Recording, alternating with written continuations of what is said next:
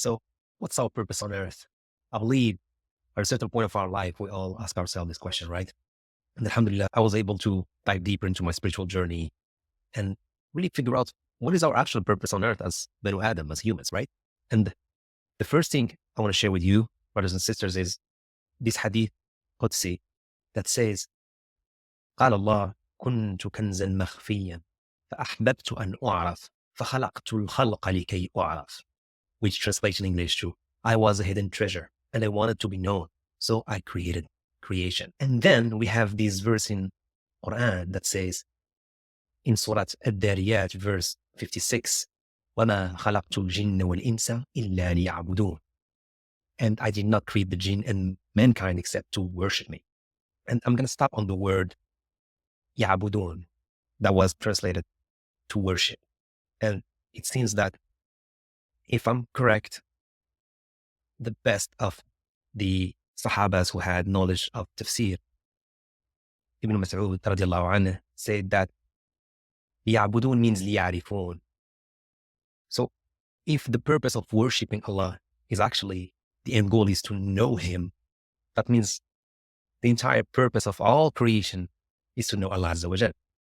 And when Adam alayhi salam, was taught all the names in Surah Al-Baqarah, وعلم آدم الأسماء كلها ثم عرضهم على الملائكة فقال أنبئوني بأسماء هؤلاء إن كنتم صادقين.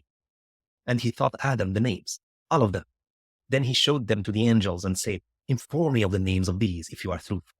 In Surah Al-Baqarah, verse 31. So Adam alayhi salam was given the knowledge of everything and everyone. So we see here that the purpose is really into knowing Allah Azza wa Jal. And the last hadith I'm going to share with you is قال رسول الله عليه الصلاة والسلام. He said, our beloved Prophet عليه الصلاة والسلام, the most beloved deed to Allah is to make a Muslim happy, or to remove one of his troubles, or to forgive his debt, or to feed his hunger. Al-Muj'am al-Awsat. That's the source. So the best way to serve Allah Azza wa Jal is to serve our Ummah, because that's the most beloved deed to Allah Azza wa Jal. By serving our Ummah, we make a Muslim happy, or we remove one of his troubles, right? Alhamdulillah. So al-ma'rifah, and to serve our brothers and sisters, is our purpose here on earth. So we can know Allah Azza wa Jal, understand His names and attributes. So now that, alhamdulillah, we agree that the best way to serve Allah Azza wa Jal is by serving our Ummah, we need to figure out what is the gift that Allah gave each one of us. And for this, we're going to be leveraging the Ikigai system. It's a Japanese system, actually. Ikigai means reason for being. And we're going to go through the exercise altogether. But before you go and jump into the exercise, I'm going to ask you to actually take a pause for 3 minutes and pray 2 rak'at and ask Allah Azza wa Jal in sujood to help you identify your Ikigai, your purpose. Press pause, go make wudu if you're not on tahara, pray 2 rak'ats, make your dua in sujood, come back and play so we can do this exercise together. So I believe you prayed your 2 rak'ats. Now let's dive into it. So I'm going to explain to you exactly how the Ikigai works. So there is 4 main areas. First one is love. Second one is the need, what you're good at, and what you can be paid for. So we're going to start with love. Here, I want you to list 3 to 5 things, right? You can ask yourself these questions. What would you do for hours even if you're not paid for? Secondly, what things you do lose track of time when you're doing? And the third one, how does this connect with serving Allah and our Ummah bidnillah? So once you get 3 to 5 things, we're going to move to the next section, which is needs.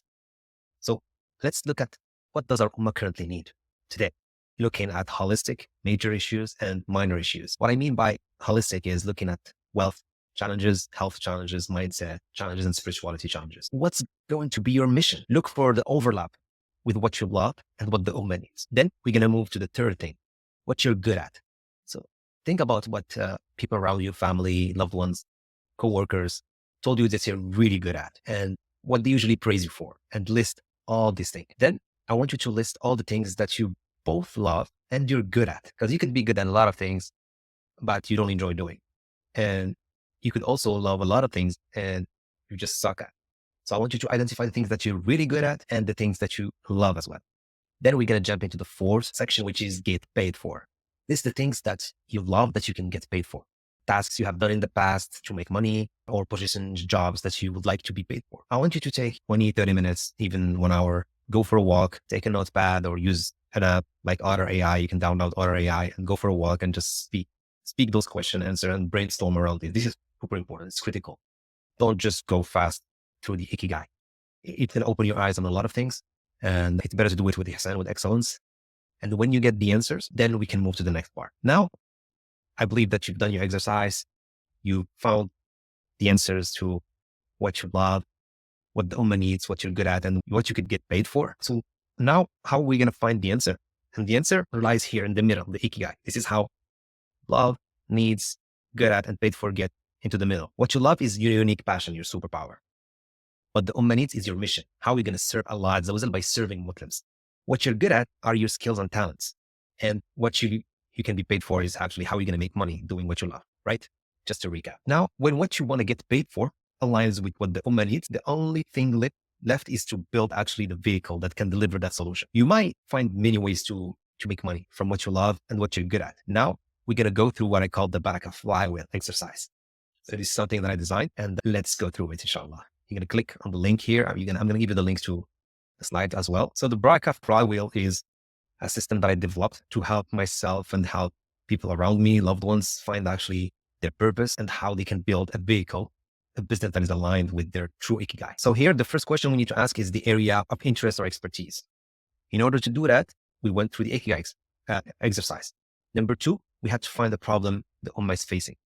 So how we do that is we usually look for, problems or products or services, especially now that we need to boycott brands. We need to look at forums, look at the trends, health trends, wealth. What's the trends right now? Like making money with AI, for example, how to leverage AI in your business and how we can teach this skill set to a lot of Muslim business owners. There are different things that are going on in the world. We need to look at what's missing in the ummah. Obviously, it has to be something that you love, something that you're good at. And then we dive into who's facing actually this challenge. Is it the gender in particular, an age group? We look at the demographics, psychographics, and then we need to find the best solution for the challenge, right? So at this stage, I want you to just pause a little bit. If you're a man, a woman, I'm gonna show you how does it work. So what I divided here is I divided the entire holistic problems and challenges the ummah is facing into 4 categories: body, mind, spirit, and finances. So these are the main 4 categories that you're going to find. Any product service out there falls under one of these. Then the second group is gender, men or women. Who are we serving? Then the second one is age groups. Are we serving 0 to 17, kids and toddlers? Or are we serving Gen Z, millennials, baby boomers? Here it's super important because once you identify what you love, what you're good at, and what the ummah needs, then we're going to be able to turn that wheel. So for example, I'm a man, so I'm going to put myself here. The things that I want to help people with, what is the thing that I love? I can go through my exercise. And usually it is between mind and spirituality. That's my realm. So it kind of combines both. So I'm going to put it in the middle. As you can see, half mind, half spirit. Then I'm going to look at the age group. So what are the one thing that I can help people with here? I can help them find their purpose. I can help them build a business. I can help them get healthier. So it's all 4 areas, but let's pinpoint to one problem that the ummah is facing. And one that is really, really important, and the one we're going to go through, inshallah, in the case study in this course. One problem that I found is insomnia. So a lot of brothers and sisters are suffering from insomnia since COVID, especially. So I looked at the data, did a lot of research, and we're going to go through the research in this case study. But this falls into body and mind. So in this case, what we're going to do is we're going to turn the wheel, because when you don't sleep, you can't think straight, right? So between body and mind. Then we're going to look at the age group. So from the data that I found, majority are between 18 and 34. And then the gender, usually more female than male. So we're going to have the split here between male and female. Majority are women who struggle from insomnia. So this is my client avatar. We're looking at 75% women, 25% men, Muslims between age 18 and 34 who suffer from insomnia. That creates a lot of physical problems and also psychological problems like depression, anxiety, and they're not able to perform at work. That also affects their finances, their connection with Allah, their missed Fajr prayer. So it had a lot of compound effect. But the majority, they're looking for body to rest. That the first pain is the body and then the mind. So we're going to focus on it. So I want you to do the same exercise, turn the wheel and find out exactly who you need to serve. So now I did my ikigai and I want to share the results with you guys. So what I love to do is advise, consult, mentor, connect, and coach. That's why I'm doing what I'm doing today with you guys. The needs. So the Muslims need to become first financially free, We need to own our own businesses, our own brands, to embody a prophetic mindset, which is to really know the sunnah and follow it and understand it, especially al-khuluq, husn al-khuluq. That is something that is really needed in the ummah. We need to become healthier, to eat better, to sleep better, to train better, to understand how our body works. And we need to get closer to Allah Azza wa Jal. When we fix these areas, it's easier to get closer to Allah Azza wa Jal. When you have free time and you're able to take care of your loved ones and your mindset is sharp, your body is healthy, you can do qiyam layl, you can travel, go to Umrah, go to spiritual retreats, then it's easier for you to get closer to Allah. If you're broke, it's harder. If you're not healthy, it's harder to do ibadat and to do, sunan or qiyam layl or all this that gets us closer to Allah Azza wa Jal. And if you have everything, but you have no husn al-khuluq, you don't have actually a prophetic mindset and a prophetic way of doing things, then you just have the form. The inside is empty. And then al-amalu bin-niyat, and husn al-khuluq is one of the most important things in our deen, subhanAllah. So what I'm good at is intuition. I can smell things. I can smell trends before, subhanAllah, they happen. I can see opportunities when others cannot see them. Alhamdulillah, thanks to Allah Azza wa Jal. I'm someone who likes to innovate, to be the first on the market. My brain keeps working. Even when I sleep, I have ideas that keep coming. It's also a curse, by the way. I'm also a strategist. I'm able to zoom out, see the big picture, connect the dots, find opportunities, which is called opportunity mining. I can help businesses grow. I have, alhamdulillah, good knowledge about e-commerce, biohacking, fitness, nutrition, psychology, spirituality. So now it's what can I get paid for? I can get paid teaching what I know, right? So that's why I decided to create the Seeking Ihsan series. There's going to be courses and books. So they're going to cover the 4 areas: wealth, mindset, health, and spirituality. The first course and book, that's the one we're doing right now. It's called the Lunch Your Muslim Econ Brand with Barakah. And then these are the other project books and courses that I'm going to be working on moving forward, inshallah. So when we look at this, so my purpose is to serve Allah, right? We agree. We all have the same purpose. But how? So the how is by sharing the knowledge He gave me in business, health, mindset, spirituality with my ummah.